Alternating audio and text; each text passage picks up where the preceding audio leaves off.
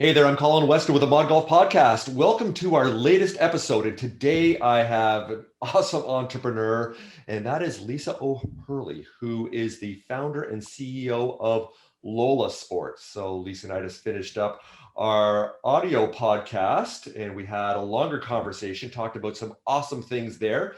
And we're going to mix it up a little bit here. We're going to keep it fresh because, of course, we want you as a viewer to consider listening to that amazing conversation we had over there. So gonna ask a few different questions with Lisa, but the first thing I'm gonna do is get her on screen here. Lisa, good to see you again. How's it going? Hi, Colin. It's great. Thanks. How are you? I'm doing fine. Thank you very much. So, hey, we're going to dive right into it here. So, we had the backstory of LOHLA Sports. So, we're going and what you were doing at the Golf Channel and what you were doing to lead up to the formation of LOHLA Sports. So, we're not going to get into that again because I want to encourage people to go listen to that amazing story. So, let's talk about where you are now. And I want to start with this because I work with a lot of entrepreneurs and myself also, as far as naming things and agonizing over the name. It's like, what does it mean? And sometimes it could be like totally random or it's got this deep connection. So LOHLA Sport is an LOHLA sport. Tell us about the name. Where does the name come from? So in forming the name, of course, I had no idea what to call it, zero. And my designer kept telling me that my name had to be in it. And I am not that kind of person who puts my name in things or on things.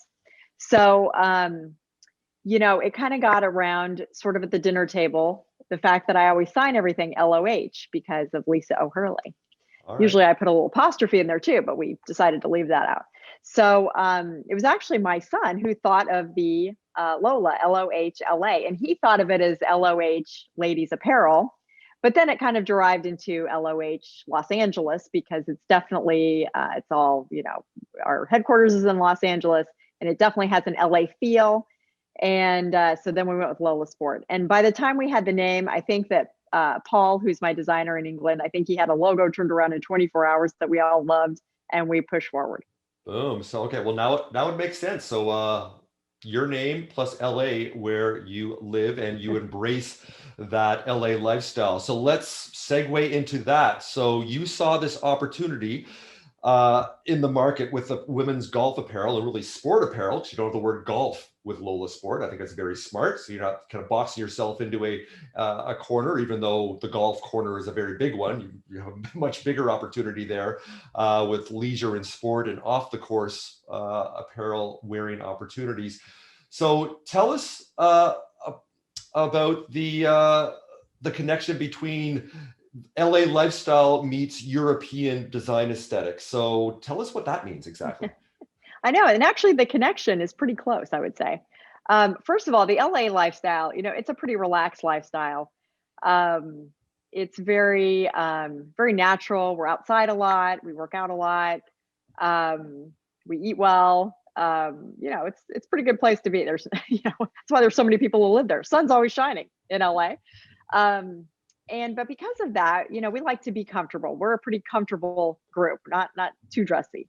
So, a lot of ladies, I think, prefer to, kind of wear their yoga pants all day, etc. In LOHLA Sport, you kind of feel like you are because the fabrics are that great. They are all European fabrics, mostly Italian and French, and they stretch and they feel like butter. And so you feel like you're dressed, in yoga pants. However, you're still put together where you can, actually play golf, go to lunch, go shopping, go out to dinner. I mean, all in the same outfit. So you have definitely a put together look while, having that feeling of extreme comfort. Got it. Got it. And I live up here, well, north of you. I'm in Vancouver, Canada, and we have very much, if not an identical type of kind of lifestyle and aesthetic, even fashion wise, very casual. Right now, what I'm wearing, this is considered dressy in Vancouver. It's almost like a COVID tuxedo when I've got an actual shirt on, right? I was wondering why you dressed up for me. There we are. Well, you know what? I'm fancy like that. But you look at brands like Lululemon, for example, that created a completely new category of that athleisure category. And it sounds like you are embracing kind of part of that, extending even farther than that. But it seems like you're taking cues from that athleisure type of lifestyle with what And you're doing with LOHLA Sport? even within our collection, we are kind of deriving this subcategory, what I call golf leisure, um, because people are getting more relaxed, especially after, how about spending a whole year at home, during COVID. I mean, it's rare to see people, actually with pants that actually have, oh gosh, a button and a zipper. So, I mean, we're really stretching there. So I have kind of developed in Lola Sport this sort of golf leisure subcategory, and you're really going to see it in our fall collection. We have developed a new pant that is called the Golf Fitness Pull-On Pant. And in essence, it is very similar to a Lululemon pant that we all love. However, the fabric is a little bit thicker, so that it's more appropriate to wear during the day and out on a golf course. Plus, we've added back pockets, patch pockets on the back, like jeans, as well as the side pockets, so that they become golf appropriate. And they are a bit longer, so that they go all the way to the ankle versus kind of stopping mid calf. So while you still feel that great feel of being in a quote unquote yoga pant, the Golf Fitness Pull-On Pant feels that way, but is much more appropriate for the course. Got it. Got it. Wanted to ask you this, just as far as you talk about golf appropriate. I'm going to put you on the spot here, but I've met, and I know Paige Sporadic and some other influencers, women influencers in the social media space, and they definitely push the boundaries with what they wear. What are you seeing, since you're connected so deeply with golf courses, with country clubs, with pro shops? Are you finding they're loosening up now, just as far as what they would consider appropriate 5 years ago as compared to now, and being a bit more accepting that, hey, if you want to show a little more leg when you're out there and it's athletic, and that's okay? So what are your thoughts on that? Putting you on the spot here. I think this is really where the European design comes into play. And if you look at European women, it showcases itself in all apparel that they wear, where you can be appealing without being overtly sexy. Mm-hmm. Our skirts aren't super short. Our tops aren't midriff bearing, but what we want are compliments. We want head turns and compliments in a good way. So I don't want to put people off. I want to be appealing to both ladies and men, in a very classy way, while maintaining the sportiness. Love it. Nice balance there. And we always talk about in entrepreneurship, usually the first customer or the pain points are felt from yourself, and looking for a solution that isn't out there. And we talked on the audio podcast about your background as a competitive golfer, both in high school, also at Baylor University. And sounds like a lot of the fashions that you had out there, you would have find the smallest guy's clothing out there, or just a pair of shorts that you would get from the Gap or whatever. It's like you're wearing a potato sack almost. So it sounds to me that finding something that is more flattering and more body conscious is one of the kind of the springboards, or the kind of the design considerations for you that you wanted to solve with your line. Is that fair to say? Absolutely it is. When you play golf, or really play any sport, it's a lifestyle. I don't go out there for 20 minutes a day. I'm out there for 4 or 5 hours when I play. So it's a big part of your day. And to be honest, when I play golf, I dress that way in the morning and probably all the way through dinner. So it carries with me for several hours throughout the day. And I want to look put together. I want to look nice. I want to have clothes that fit me well. And I don't have to be wearing something super boxy, or something that's just not my normal taste, or my normal choice of style. So I want my style to be reflective of myself as well on the golf course as it is in my everyday life. Got it. So, hey, we did talk about this earlier, but I've got to include this now, because it gives me an opportunity to actually include a picture or two of this. So we talked about partnerships and this amazing opportunity you had, well, just about a month ago from when we're actually shooting this video, at the Indy 500. So tell us about that. It's a great conversation starter. I'm in an elevator and I'm like, have you seen my Indy car? Right. Trust me, It's maybe the coolest thing I've ever done and been a part of. But yes, I have an investor, and unbeknownst to me until, months after we started our company, that he was an avid race fan, and not just a casual fan, by the way. Spent a lot of money doing it and being part of it, and definitely wanted to be part of the Indy 500. He was good friends with a driver named Stephen Wilson, and together they formed a partnership to put him in the Indy 500. And rather than, take all the accolades for himself, my partner decided to give the branding exposure to Lola Sport. And it was the most surreal and amazing thing I've ever been to. I've never seen such patriotism, such passion as those fans have of that sport, and to have a Lola Sport car and to see my logo plastered over everything was amazing. And the eyeballs that came to Lola Sport because of it, our Google searches, our social media, everything was sky high, and it was absolutely so fun. And thankfully we're doing it again next year. I just learned. Amazing, amazing. Yeah. And we'll talk about of all races to get involved with, like the Indy 500, the Brickyard is just We're not messing iconic. around. No kidding. And people that know nothing about motor racing, don't follow it at all. Everybody knows. You say, well, what's the Indy 500? Most everybody will know what it is. Doesn't mean they watch it. So wow, what an opportunity. So for all entrepreneurs out there, if you have those opportunities to partner outside of your industry, because in this case it was motorsport rather than golf, and it just opens up a completely new market, like new customers, perhaps refusing customers, or just raising awareness of what you're doing. So that is so cool and so exciting. So good job. Colin, and 100% what you just said is true. It's like, I am now looking out completely outside of golf. You look outside for inspiration, you look outside for unique things to do, unique experiences. And that's what I learned from being in part of this Indy 500. It was so eye-opening as a business owner, to be surrounded by business owners that were in a totally different subgroup than golf is. So, I became really good friends during the week with the CEO of Napa Auto Parts. I'm still trying to figure out how to make that connection. Right. Haven't figured that one out yet. It'll happen. You'll figure it out. Yeah, we're working on it. Love that. Well, I'm inspired by this because I have a certain advisor that has told me many times, you've been very successful with the Mod Golf podcast and everything we do Mod Golf. Why don't you do Mod Tennis? Why don't you do Mod Sport and other mod things, Mod Media? So that is something we're considering also. So you and I are kind of lockstep as far as the lens that we're looking at things here. We both love golf. It's a big industry. It's $100 billion a year industry now, but there's so much more out there, even besides golf. You look at golf being a circle like this, we've got an opportunity for something much bigger, even wider than my hands can go here on the screen. So it's exciting. Absolutely. For you, the trajectory.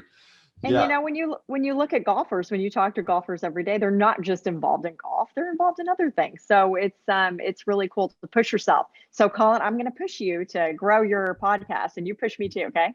All right. Well, that's what you need to do as far as having friends, advisors, mentors. It's like not just to pat you on the back, but sometimes it's got to give you a bit of a kick in the butt too, and hold you accountable for certain things. So, pressure's on. This is now out there. I'm not going to edit this piece out here so the world doesn't see it. It's out there for everyone that in comments to make sure they hold me accountable for that also. So, hey, I want to, as we finish up, I want to kind of flip the script here a little bit and get back to the golf side. So, wanted to ask you this, because you've been playing golf since you were a little kid, both your parents involved in the golf industry and your dad a very good player also, and apparently your coach for most of your life.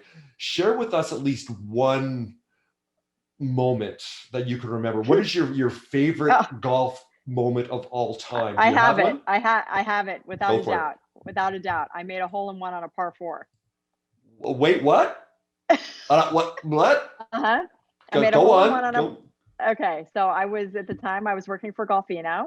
I was in Vail, Colorado, selling to one of my favorite accounts there, Eagle Springs. After I showed him the line, the pro there, Howard Glasser, he says, you want to go play? I said, sure. And I said, I don't have any clubs. Oh, we got rentals. So he puts rental set on the back of he gives me, I bought a glove. He gave me a sleeve of his balls. So actually the ball that I made the hole in one on has his logo on it, his initials. Okay. And on the fifth hole, he tells me, I was kind of playing this kind of mid tee between ladies and men's, this hybrid tee. And, it was a 288 uphill par 4. And he says, if you kind of hit it right in there, he goes, with your length, if you carry that, I bet there's like kind of a shoot down to the green. So when I hit it, I hit it hard and I hit it good and just where he told me. And we get up there, there's no ball. And I'm looking in the trap, the left trap, the right trap, the bushes, and finally he walks by, Lisa, and he yells, "Get your camera!" Like, oh my gosh, it's in the hole. So how great it was. And because he's the director of golf, he had his walkie-talkie on with him, and he announced it to the club. All these members came out with champagne. It was the coolest thing ever. And one of my first calls after that was to Peter Kessler, who used to be at the Golf Channel with me, the golf historian. And I let him sort of figure it out, how many times that's happened. A lady making a hole in one on a par 4, and he says, "You're the first one." That is amazing. I'm not the first one, but there was one other woman, I guess, in a competition, but it was actually a par 3 that they made a par 4 for the competition. I'm not sure exactly how it went, but nonetheless, it was by far the coolest thing in the world. I almost quit the game then. I was like, that's it. Legit par 4 there. So that was an albatross. So is that a new rule then? Because of course the tradition is if you get a hole in one on a par 3, you got to buy everybody drinks. So it could be expensive. They actually have hole in one insurance. So the fact it was an albatross, maybe it flips around the other way. That it sounds like you didn't even have to buy a drink. So no, they bought me drinks. It was so amazing. Nice. But then you have to finish the round, or else it doesn't count. So because it was like already like 5 o'clock or something, I remember. Right. And we were on the 5th hole, and we were playing as a threesome, and we jettisoned one of the guys so that Howard and I could just get around and finish. I was like, we got to get it done. Is that an unwritten rule? Like even if you just played 9, you have to be. No, it's supposedly then it doesn't count. Yeah. Yeah, you have to finish a round. So this is what I've heard. I'm interested to see what your viewers say if they. There we go. Well, down in comments below, what do you think? Getting a hole in one if you don't complete the entire 18 holes, does it still count? I just did a video when we did a product review where I said I've had a hole in one. I was doing a review on a pitch and putt course because I wanted to encourage people to recognize that's still golf. If you want to go for a golf experience, go with your friends. Go to the pitch and putt. That's how you get into golf too. Yeah, and I had this one on this 18th hole, 80 yards, that I put it out there. I said, I got a hole in one here. Do you think that counts as like all my golf friends say, it doesn't count as a hole in one? And everybody in comments, no one said no. So everybody backed me up and said that actually counts. So I'm going to take that as a hole in one. It wasn't 288 yards at a par 4 like you. That's amazing. So I still have some work to do, but that is good stuff. So it's the best golf day of my life. Yeah. Love it. So, hey, why don't we finish up here? But before we do, we haven't mentioned this, but because this is all about you, and this is all about LOHLA Sport and the good things that you're doing. But people may recognize from a certain TV show who your husband is. So tell us who your husband is. Yes, my husband actually has a radio voice very similar to yours. Oh, really? Yeah, well, he's got a very good voice, let me tell you. So my husband is John O'Hurley, who played Jay Peterman on Seinfeld. Right. So actually my second best golf day was when he and I got engaged on the 7th hole at Pebble. And then that got kind of, overshadowed by my hole in one on the par 4, but bless him. So anyway, and I will say that he has made his own contribution to LOHLA Sport in that our basic pant that we make that's very popular, that's available in many, many colors.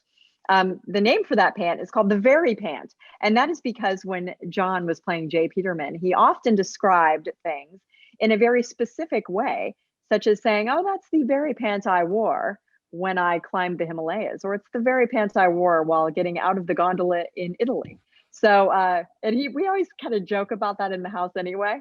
So we decided to call our pant is the Very Pant. And now it's translated, into like, the very pant that I wore when I made a hole in one on a par 4, the very pant I wore when I broke 80, whatever it is, I remember that from the show now. I just laughed. Yeah, it's a very specific way to talk about something. That is so good. So, hey, why don't we finish up there with the Very Pant? Why don't you let our viewers know where they can learn more about LOHLA Sport? So we are online at lohlasport.com, and it's LOHLASPORT.com. And hopefully we're also available at a fine country club or resort near you. And if not, then go in and ask for it, please. Nice. That's how we get there. Is That by is. people asking. So I That is appreciate it. okay. I was going to end there, but I have one more question here. I Okay. wanted to ask this because we talked on the podcast once again about the backstory of where you are now, launching a business in COVID, which would freak me out, to be honest. But good on you for doing it. Talk about the future. Where do you see opportunities with the growth in women's golf and even outside of the golf market? So you've been launched for about a year now. Where do you see the future? What gets you excited for the next year, half decade, or even the future and beyond with LOHLA Sport? The whole thing excites me. I gotta say, everything gets me excited. So we will be growing geographically. Right now we're available in, I think 16 states, but we will be growing into more country club areas in the US, and then hopefully also in Canada with a distributor up there, and then potentially in the UK as well with a distributor there. So geographically, we definitely will be growing. We'll also be growing in our product categories a bit. I think this golf leisure subcategory is definitely going to grow. We may start breaking into juniors for girls. And with this kind of unique racing angle that we've taken all of a sudden with the IndyCar, there's going to be some growth there too. I don't exactly know what it is yet, but I know it's going to be fun, and you're going to be seeing more racier styles. No pun intended. That just happened. Okay. Wow. I know. Okay. I can't believe I said that. Very racy. Very racy. But not like you, but in the good kind of racy. In the good type of way. Absolutely. So, hey, well, why don't we end it there? Lisa, this has been amazing. So Lisa O'Hurley, founder and CEO of LOHLA Sport. I love this conversation. This is so much fun. Thanks for joining me today on the Mod Golf Podcast. Thank you, Colin. Loved it.